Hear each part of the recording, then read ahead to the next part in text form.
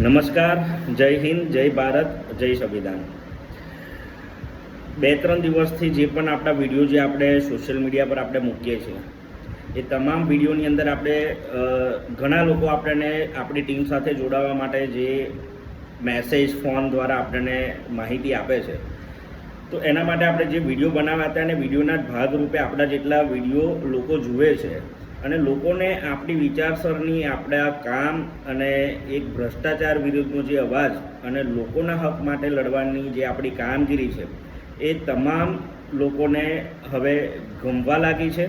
અને લોકો જે પોતાના ગામમાં, પોતાના વિસ્તારની અંદર નાની મોટી લડત તો લડતા હોય પણ એમને એક પ્લેટફોર્મ નથી મળતું અને એ પ્લેટફોર્મના લીધે ત્યાંના સરપંચ, ત્યાંના અધિકારી, તલાટી હોય કે સભ્યો હોય એ જે લોકો કામ નથી કરતા તેની રજૂઆત પણ સાંભળવા તૈયાર નથી.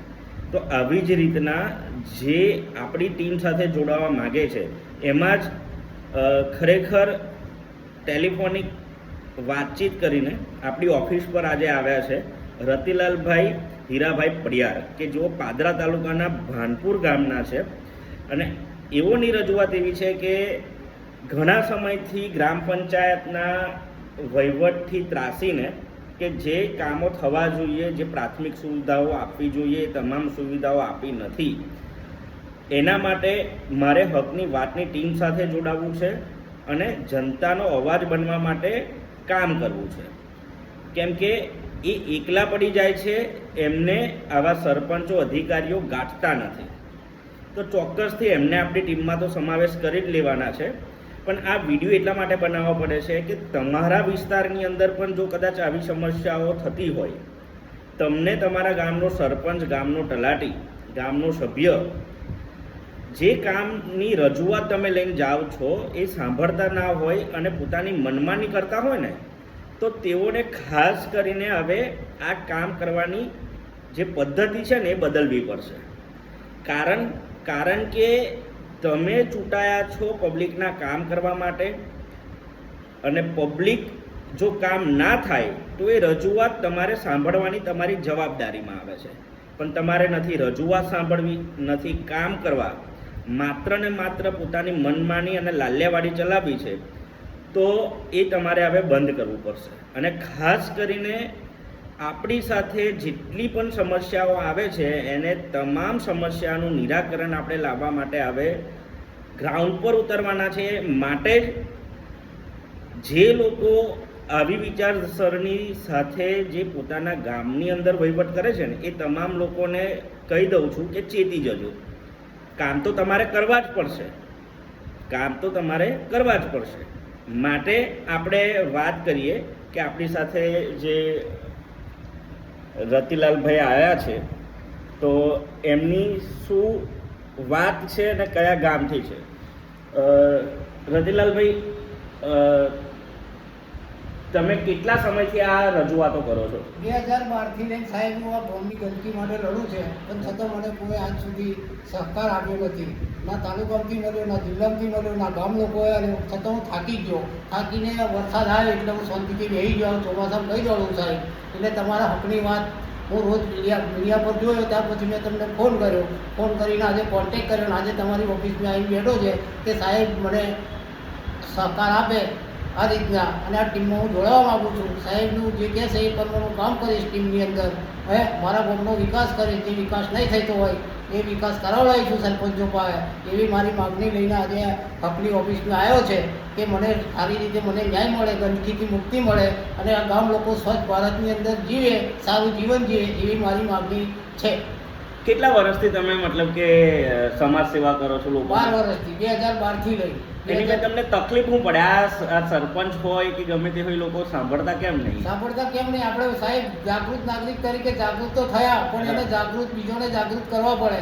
જાગૃત નાગરિક અત્યારે સાચાને કોઈ સહકાર આવતું જ નહીં. સત્ય માટે સત્ય જાણી શકાય છે, સત્ય માણી શકાય છે, તો સત્ય કોઈનું બહાર પાડી નહીં શકાતું. કારણ કે આગળ મોટા મોટા બેઠેલા છે એ આપણી વાતને દબાઈ દે છે. અધિકારીઓ પાસે આપણે એટલું બધું નોલેજવાળા નહીં, છતાં પણ આપણે આજે લડીએ છીએ.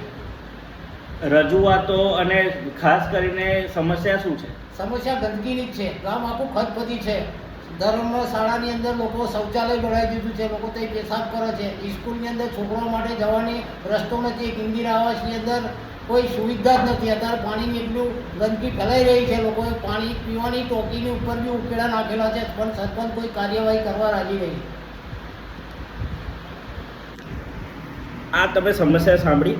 આ તો ખાલી નાની એક વાત છે. જે સાચી વાત છે ને એ આપણે હવે ટૂંક સમયમાં છે ને પાદરા તાલુકાનું ભાણપુર ગામ એની આપણે ટૂંક સમયમાં વિઝિટ કરીશું. અને ત્યાં આગળ જઈને જે ગંદકી છે ને એ ખરેખર આ ગામના નાગરિક તરીકે એમને જે રજૂઆત જે લોકો સાંભળતા નથી ને, આ બધા કાગળિયા છે. જુઓ, આ આખા જેટલા પણ છે ને બધી રજૂઆતોના કાગળિયા, એ તમામ કાગળિયા જેટલા સમયથી એ કરે છે ને, અને ઇવન એમના આત્મવિલોપનની પણ ચીમકી આપેલી છે. આ જે આપણા રતિલાલભાઈ છે એમને આત્મવિલોપનની ચીમકી પણ આપેલા પત્રો અને બધી રજૂઆતો છે. આ બધા જ કાગળિયા આપણે એ પુરાવા તરીકે લઈને આવ્યા છે, અને પુરાવા આપણે જોયા ત્યાર પછી આપણે આ વિડીયો બનાવ્યા છે. એટલે કહેવાનો મતલબ એક જ છે કે જ્યારે પણ પોતાના ગામની અંદર કોઈ જાગૃત યુવાન નાગરિક જ્યારે પણ અવાજ ઉઠાવતો હોય ને, તો ત્યાંના સત્તા પર બેઠેલા જે પ્રતિનિધિઓ છે, સરપંચ હોય, સભ્ય હોય, તલાટી હોય કે ગમે તેટલા આગેવાનો હોય ને, એ લોકોને પીઠમાં છે ને તેલ રેડાઈ જાય. કેવું કે કોઈ અવાજ બને ને એટલે એ લોકોને એવું હોય કે અમારી ખુરશી ખતરામાં આવશે, આયો બોલતો થઈ જશે, અને બોલીને જો કદાચ લોકચાહના મેળવી લેશે તો અમારું પત્તું કટ થશે, કાં તો પછી અમારી ખુરશી આવે ખતરામાં જશે. પણ ભાઈ, તમે જે ખુરશી પર બેઠા છો ને, એ આવા જે તમારા ગામના જાગૃત લોકો છે ને, એ તમારા પર કંઈક નાનો મોટો વિશ્વાસ કરીને જ તમને વોટ આપતા હોય. ને વોટ આપ્યા પછી તમે જો આવી રીતના મનમાની કરતા હોય ને, તો એ સુધરી જવું પડે. કેમ કે તમે પોતાની જાતને કદાચ એકવાર પૂછો ને, તો એ અંદરનો આત્મા જે છે ને, એ અંદરનો આત્મા પણ તમને એવું કહેશે કે ના, તમે કામ કરો પણ ખોટા કામ કરો છો. કેવા કામ કરો? તમે ખોટા કામ કરો છો. પબ્લિકને સુવિધાઓ નહીં આપવાની, પબ્લિકની સુવિધાઓના જે ગ્રાન્ટો આવે છે એ ગ્રાન્ટો તમારે મળતિયાઓ સાથે ઘરમાં નાખી દેવાની. એ તમામ જે માલ જે મળે છે એ તમારે પોતાના વિકાસ માટે જ એ પૈસા વાપરવાના. પૈસા ક્યાંથી આવે છે? જનતાએ જે ટેક્સ ભરેલા છે ને, એ ટેક્સના ભરેલા રૂપિયા સરકાર દ્વારા તમને ગ્રાન્ટની પેઠે તમને ગ્રાન્ટોમાં વાપરવા માટે આપે છે કે તમે જનતાને સુવિધાઓ આપો. જે પ્રાથમિક સુવિધાઓ છે એ તો આપો. એમની સાથે વાત કરીને, તમારા ગામમાં શૌચાલય છે? નહીં સાહેબ, શૌચાલય નથી. અને હા, આ વાતના મુદ્દો આપણે ટૂંક સમયમાં પાછા લેવાના છે કે સૌથી મોટો જે ભ્રષ્ટાચાર છે ને, જે ગામનો સરપંચ એ કરે પણ કોઈને દેખાય ના, એ કયો ભ્રષ્ટાચાર ખબર? કે તાલુકામાંથી, જિલ્લામાંથી અને ગમે તે જગ્યાઓમાંથી સરકારી જે ગ્રાન્ટ આવે એની મેં પાણીની પીવાની પરબ અને જાહેર શૌચાલય, આ બે ગ્રાન્ટો એ લોકો ત્યાંથી તો લઈ લે પણ વાપરે નહીં. અને કરે શું?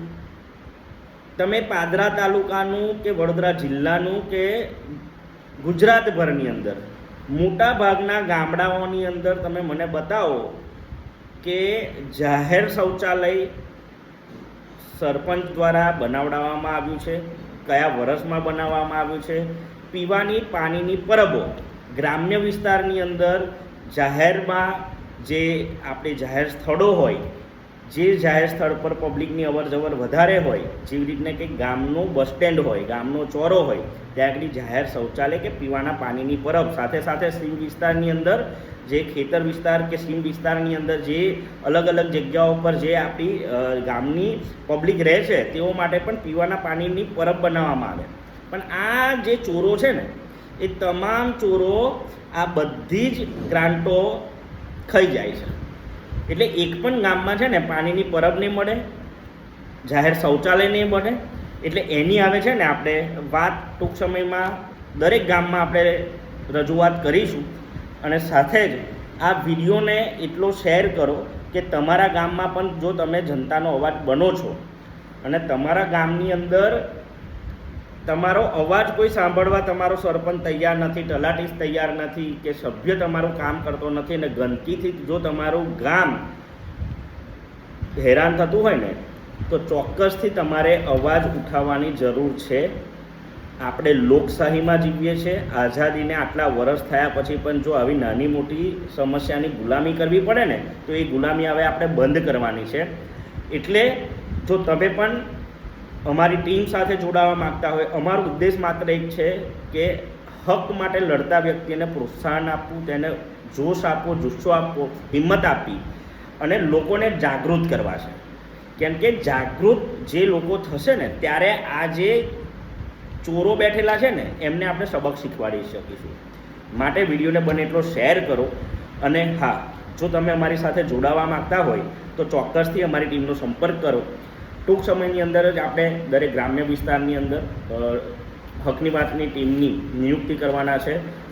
રતિલાલભાઈ તો આપણી સાથે જોડાઈ ગયા છે પાદરા તાલુકાના ભાનપુર ગામેથી. એટલે પાદરા તાલુકાના ભાનપુર ગામની જેટલી પણ ચૂંટાયેલી પાંચ છે જેના સભ્યો, સરપંચ, તલાટી, જો કદાચ આ વિડીયો તમે જોતા હોય તો રતિલાલભાઈની વાત સાંભળી લેજો અને જે યોગ્ય લાગે તો એ યોગ્ય એમના કારણો તમને લાગતા હોય તો એ કારણો થકી એમના સમસ્યાનો નિકાલ કરો. કેમ કે સ્કૂલની બહાર જો આટલી ગંદકી હોય એના વિડીયોના પુરાવા પણ છે. ટૂંક સમયમાં આપણે સોશિયલ મીડિયા પર અપલોડ કરીશું.